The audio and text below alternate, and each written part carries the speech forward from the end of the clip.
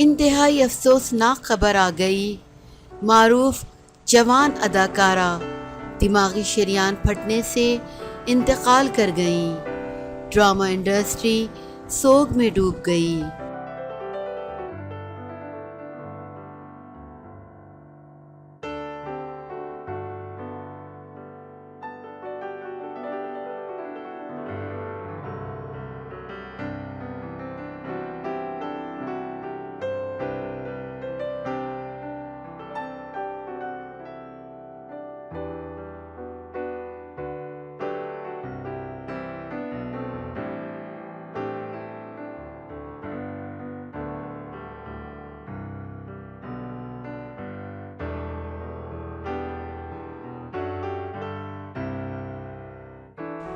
Drama industry की मारूफ अदाकारा मनीषा यादव दिमागी शरियान फटने से चल बसी।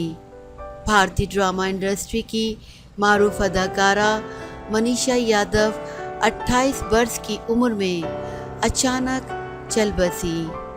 ड्रामा जोधा अकबर में सलीमा बेगम का किरदार अदा करने वाली अदाकारा मनीषा यादव की मौत ब्रेन हेमरेज दिमागी शरियान फटने से वाक़ हुई। ड्रामा सीरीज़ में मनीषा यादव के साथ काम करने वाली अदाकारा प्रीति शर्मा ने एक पोस्ट में साथी अदाकारा की मौत की तस्दीक की और लिखा कि मनीषा की मौत की खबर सुनकर शदीद सख्ते में हूँ।